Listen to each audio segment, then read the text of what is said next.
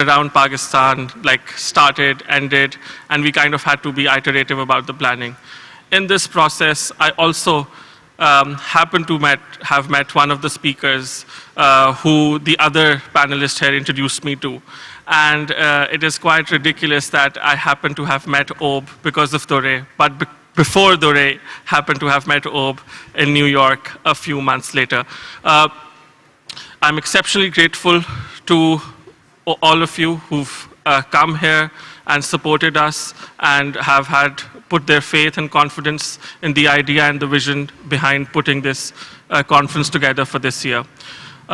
Crazy Young Asians, as we've kind of titled the session, it goes on with the whole larger theme of what we've tried to put together, which is to kind of own our own stories, not fall into the stereotypes that others make for us. And let's hear more about how we tell our stories from Dore and Aube. So I'd like to welcome Aube and Dore Aziz to the stage. Thank you.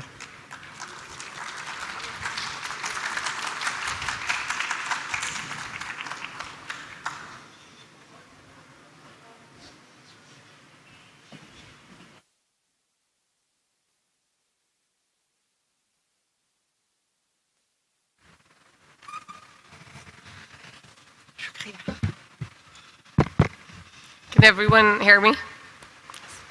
Do you want to do a mic check? Yeah. Yeah, I think it works. Great.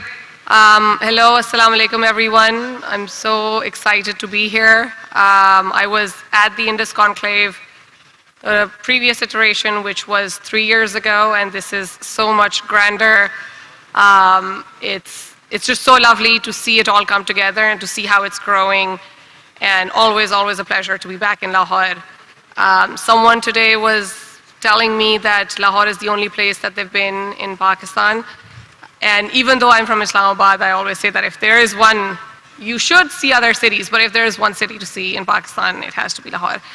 And I'm so doubly thrilled to have Aube here.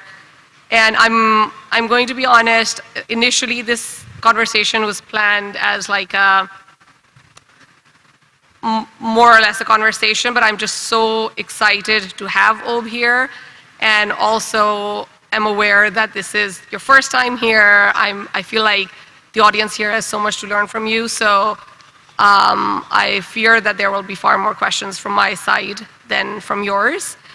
And so I will start off by just asking you, for the audience who might not be aware of your work, to talk about your first novel and sort of give, a gist of what it's about.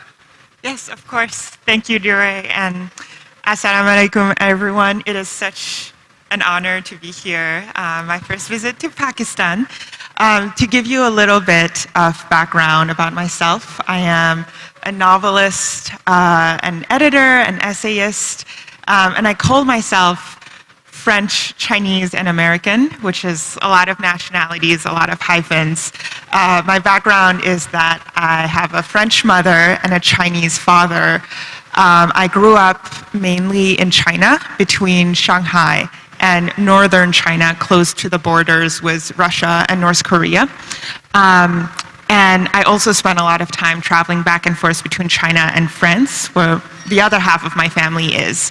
But I conducted most of my studies from high school and university onwards. Dore and I are actually university classmates in the United States, and that is where I live and work now.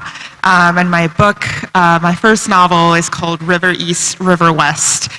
It was published in the US and in the UK. I wrote it in English, which is something we can talk about, choosing to write and publish in a certain language. I'm also the editor-in-chief of a literary magazine called Off Assignment, which focuses on writing about place, writing about travel, and personal journeys. And I just moved to New York, so we are semi-neighbors. Well, thank you so much for that. And the book that Aube is referring to, River East, River West, will be available, just as a side note, at the bookstores around here. And it's absolutely fantastic. It was one of the best books I read in the year that I read it, which was, I think, last year. Anyways, great coming of age book. And since you referred to this in the answer that you gave, maybe we can dig deeper into the question of language. I know that that's a pertinent one. It comes up a lot of the times anytime I talk to other Pakistanis who are writing, just the question of which language you write in. And I know that it's similarly complicated for you. Obviously, you're trilingual, you speak English and Chinese and French. And so you chose to write this novel in English. I'd imagine, of course, a lot of the times the answers behind this question are, very practical, like what is the language that I can best express myself in? At the same time, there's still that complication of, okay, but I am writing in a language that all these scenes and dialogues did not originally take place in. I'm describing places. I'm perhaps coming up with words that are approximations for the actual word that I wanted to use. So what are your feelings about that, and how did you sort of resolve those complications? That's such an excellent and packed question. I think first and foremost, it's true that my choice of language was pragmatic about all else. It was just, as a writer, what language did I feel like I could operate at the highest literary level that I wanted to be operating at? And having done my schooling, I started writing River East, River West about 5 or 6 years ago when I was in my mid-20s. By that time, I had been in an Anglophone education system for 6 years. I had been reading and writing at a university level in English. And even though Chinese and French are my native languages, and I didn't learn English until I was in Chinese public school, like in middle school, I no longer felt I had a mastery over French and Chinese that would allow me to write the way I wanted to write, which is, in fact, a constant sorrow. And I hope one day to be able to regain that mastery in those languages. But first and foremost, it was just, how can I write the best book I can write? And I found myself having to do that in English. But then it opened up a lot of complications in terms of my subject matter and a lot of irony, because my book is essentially in many ways a critique of expat society and neo-colonialism in China. I grew up myself in the late 90s and 2000s in China at a time of meteoric economic growth. A lot of foreigners, foreign multinational companies were moving into China, relocating upper management and employees into these villas and gated communities where most people's interaction with the local society was as a boss and employee relation. They had Chinese staff, they had Chinese employees. And I grew up kind of between the expat community and the local Chinese school system, and my family being Chinese on my dad's side. So I wanted to write a critique of how expats live this gilded life in China while being mostly oblivious to the life of Chinese local society. And I see it as highly ironic that I then write a book in English that's mostly accessible to a Western or expatriate audience, that the local Chinese society that I defend and write about in my book, in fact, has the least access to this story. And I often think about how if I wrote this book for a Chinese audience, it would be completely different. I just don't think a local Chinese audience is so interested in hearing about how expats misbehave in their country. They just say, yep, we know. we don't need to read about it.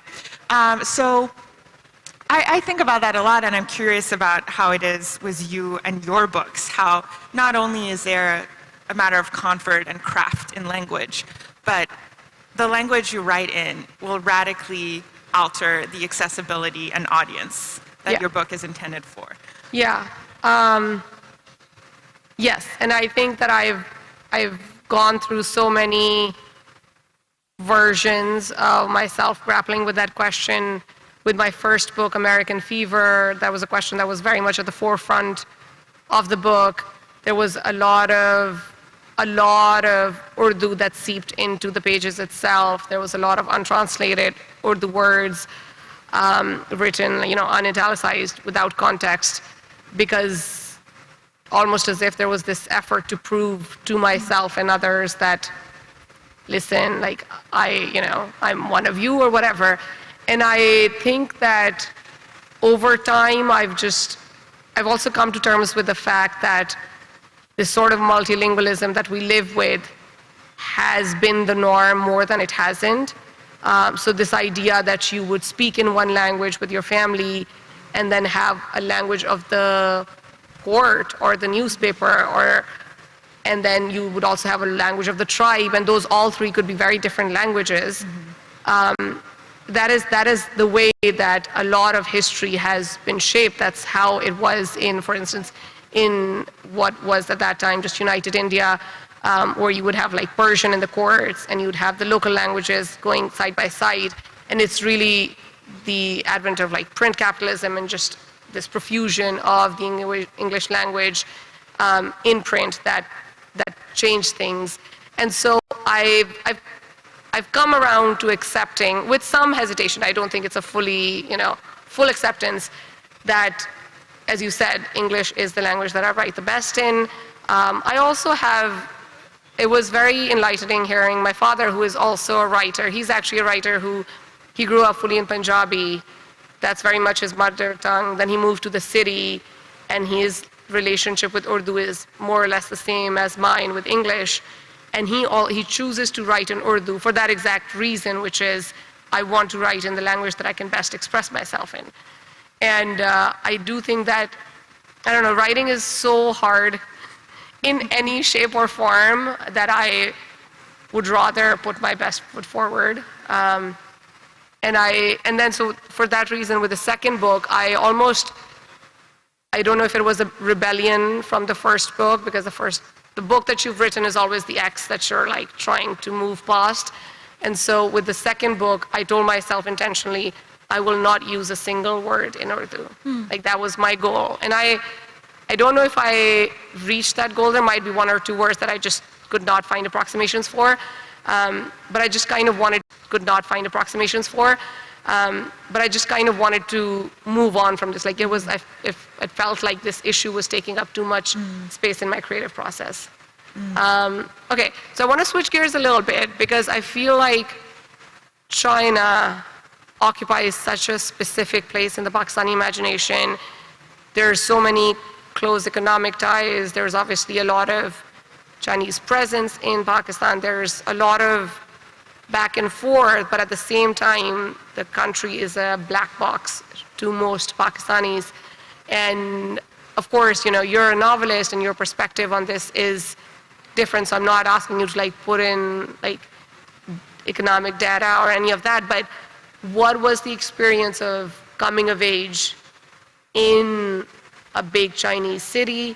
And how do you think that has changed over, you were talking about this massive change that was happening in the 90s and 2000s.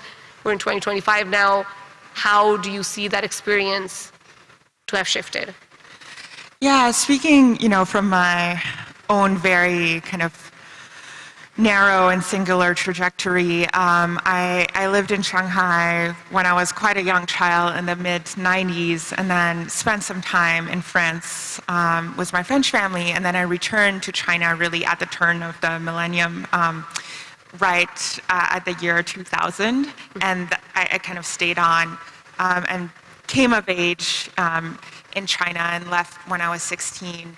And during that time period, I first was living in a city called Dalian in northern China, which was formerly a Russian sphere of influence. So there's a Russian historical district in the city center, but the Russians, had left many decades ago, and China had been sealed off to the outside world essentially until the 1980s, when the prime minister at the time, Deng Xiaoping, decided to reform and open the country, so letting in waves of foreigners. And my mother, I think having a white mother, a foreign mother, really defined my experience of coming of age in China, because almost by contrast, I felt a lot more Chinese because she was getting all the attention wherever we went. So, in the year 2000 in northern China, I remember walking out of my second grade classroom and out the school gates, and I see this bus go by, and my mother's face is on it. And I just was shocked. And later I went home and I asked my mom, why are you, and it was an advertisement for like an English dictionary. And she was like, oh yeah, some people wanted my photo because I'm a white woman, and just, used it for this ad campaign. And this is just very illustrative of, wherever we went, people would want to take pictures with her. So it was such a novelty for a lot of people to see a foreigner in the country at that time. And I felt very much more affiliated with my Chinese family. My Chinese grandparents were raising me at the time. I was going through the Chinese education system. And when you're a kid, you lack certain perspective about what's my passport, where am I going to study 5 or 10 years from now. I think, education was kind of the defining experience of my childhood in China, like it is for many students then and now. This idea that educational advancement is really your only path forward. A lot of time was spent on schooling and exam preparations. And I thought that would be my path in my life. I didn't realize I had different opportunities from my classmates. And it was only after my mother and I moved to Shanghai and I finished Chinese 8th grade, which by then the exam preparation is really hitting its kind of full velocity, and you are spending kind of all after school hours that you're awake for studying. And I asked my mom, can I exit the system? Like, don't I have a foreign passport? And she said, yeah, sure, it was to build your character, but now you can go to a cheap international school if we can afford it. And that's when I realized kind of how different my options were from those of my classmates. And at the time, we were talking about this a bit earlier, at the time, among my Chinese classmates, if you were a good student, if your family had certain economic means, it was almost a given that you would want to study abroad. You would want to emigrate. There was this kind of cognitive dissonance of China rapidly developing and having more and more opportunities and becoming a better place to live, and yet its educated youth were looking to leave, to go abroad. And I realized that just by virtue of nationality, I would have a much easier time doing that than my classmates. What fascinates me now, I have a sister who's my half-sister. She's fully Chinese. She's 17. She was born and raised in China. When she was younger, her parents said, oh, maybe you will follow the footsteps of your sister and want to go to a boarding school abroad or university in the West. And by now, she refuses that concept completely. And a lot of her peers also do. They say, why should we pay so much money to go study in the West, to earn a degree, and come back here and not even be that competitive in the workforce because a foreign degree isn't even worth that much anymore. Shanghai and China is our home.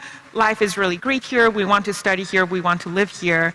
And there's no longer that all-consuming fever of emigration and the idea that, going abroad is really the ultimate way out, which I find to be probably the most significant contrast of when I grew up in China and when someone, like my sister, who's coming of age now. Yeah, no, that's so fascinating, because I don't know if it's to the same extent in Pakistan, and I'm always cognizant of the fact that I don't live here, and a lot of what I hear is from, as you said, friends and cousins and people and newspapers, and so that's always not the same information as being on the ground. But I do get the sense that, and that's why I think something like the Indus Conclave is so timely, because the world is shifting in pretty major ways. Obviously, there is this feeling that there are several places in the world. I think the pull factors are sort of, even if, or no, I guess, yeah, the pull factors for elsewhere are becoming fewer and fewer, even if you still face a lot of the same constraints at home. There's this feeling that, okay, we might have to just make do with the place that we're in. And I myself know friends and cousins who have, turned down offers from universities in the US, for instance, because of everything that's going on, and it's just not a risk worth taking. So that resonates deeply with me as well. You touched upon this like dual, triple identity that you sort of like discovered along the way while you were living in China. How did that play itself into your work? One theme that I was really keen to explore in the book is the idea of what does it mean to love a country. I really identified as Chinese when I was a child because I spent my life there and went to school there, and I didn't really question anything else. But after I went to university in the US, and especially in the 2010s, there was a lot of reckoning with matters of privilege and identity and having opportunities other didn't. And I started this shift of really acknowledging the fact that I am half Caucasian and half Chinese. I have a foreign passport. Should I even call myself Chinese? What is my relationship to China? When I say China, am I thinking about a political entity? Am I thinking about my family? Am I thinking about the landscapes where I grew up? And in the book, my characters, so my two narrators are one biracial teenage girl growing up in Shanghai, quite autobiographical, and one middle-aged Chinese man who is her stepfather. And I think they both grapple with their relationship to the country in that they both have this yearning for elsewhere. They both feel the pressure of its constraints, but at the same time, it's not just, this one-track trajectory of outside the wall is better. There's a lot keeping them there. And I thought a lot about patriotism and nationalism, because going through the Chinese education system, essentially all Chinese classes or literature classes, you're not really studying literature or the texts. They're all kind of patriotic texts about the martyrs and the war, and they're just meant to be kind of a nationalistic education. And I was very resistant to it. When I was a school child, I thought, I want to study actual literature. I don't want to study about the war martyrs anymore. And yet I found myself crying when I was watching the 2008 Beijing Olympics opening ceremony. There's this famous, probably a lot of you here are too young to remember it, but there's this famous drumming scene where so many people are in neat lines drumming in unison. And I found myself crying, and I asked myself, why? And I felt like there was something, like, am I proud of this country? Am I feeling love and pride and patriotism? I thought I had rejected that in my education. I thought I was wiser than the propaganda, but somehow something had been ingrained in me. And that made me think a lot about, okay, if I do have love for a country, is it for its government and its political system? Probably not. Is it for its culture and its history and the people who I love and are close to me? Yes, that's probably more so, and that's what makes it so difficult to leave for a lot of these characters. And ultimately in my book, a way I choose to illustrate this is, although the two narrators are very different, they share a love for classical Chinese poetry that I think represents a version of the country's heritage that is so lovable in a way that modern political systems, it has nothing to do with that. And they kind of share a bond. At the end, they they reconcile their respective relationships as a country by reciting these lines of Chinese poetry to the other. Excuse me, I am recovering from a cough, this is very obvious. One thing that I have a response to that, and it reminded me of something, but I would love to hear you talk about how it was the experience of writing about China while not being there, and how you were able to recreate those landscapes.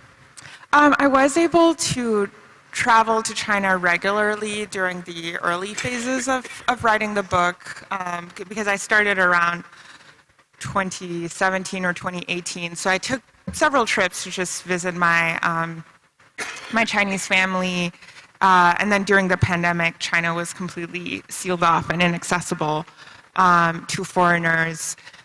So I think even that experience of knowing that I couldn't just return as I wished, even if I had family to visit. My foreign passport, which, as I mentioned previously, had enabled me to go out so much more easily than my classmates had, was now a clear barrier to entry for me during the pandemic times.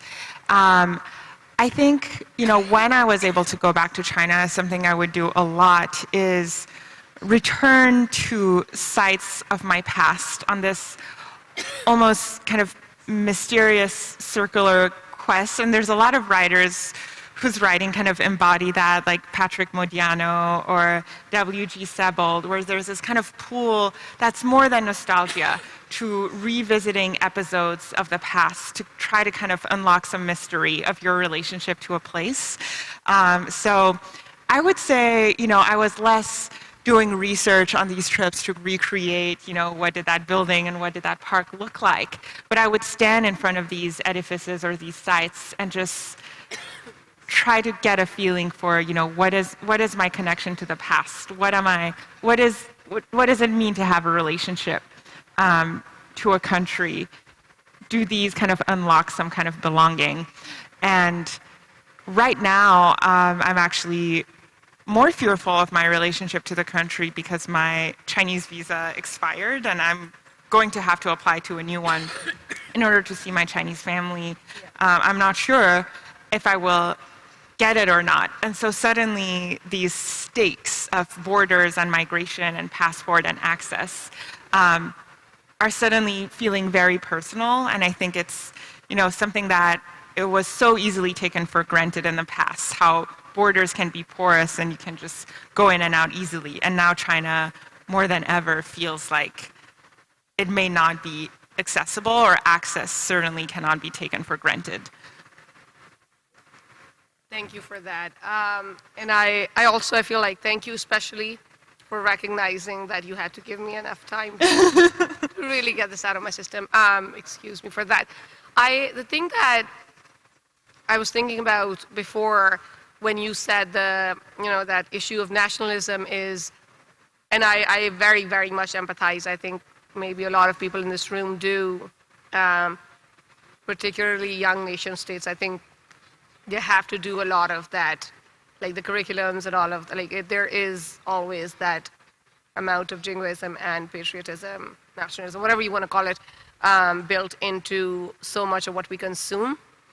What you said reminded me of this Indian poet that I met recently, who is an atheist, but he says that he believes that if you write about a people who believe, you cannot be an atheist, because you have to believe, or at least a part of you has to be a believer to be able to write about those people.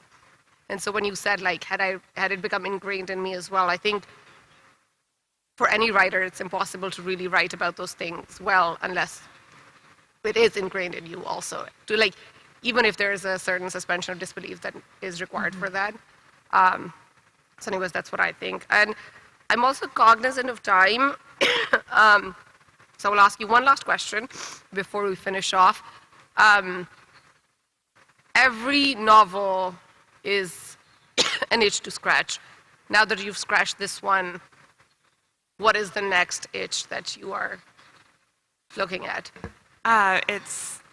It's a very, very different novel. My second one is, I call it a retelling of The Picture of Dorian Gray by Oscar Wilde, but set in a country house in the south of France, and examining the hidden costs of privilege and hedonism.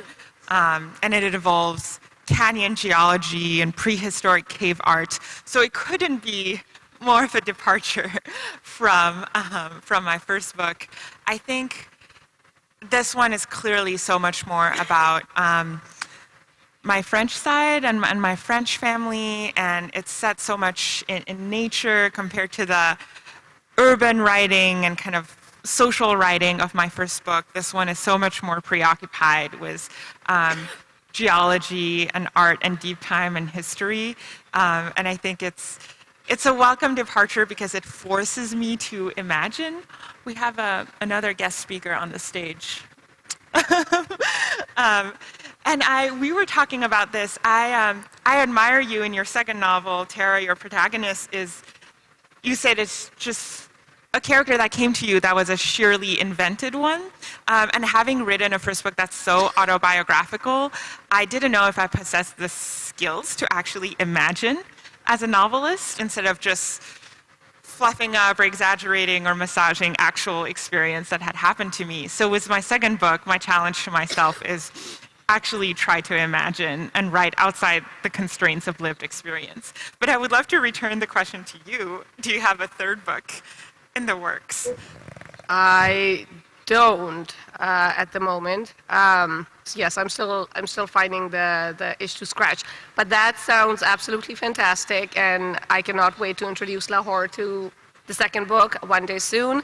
I think we will wrap up this session now so that we don't cascade the lateness into the later sessions. Thank you so much, everyone, for being here. And please make sure you stick around to attend the entire day of fantastic panels that we have on for you. Thank you. Thank you. All.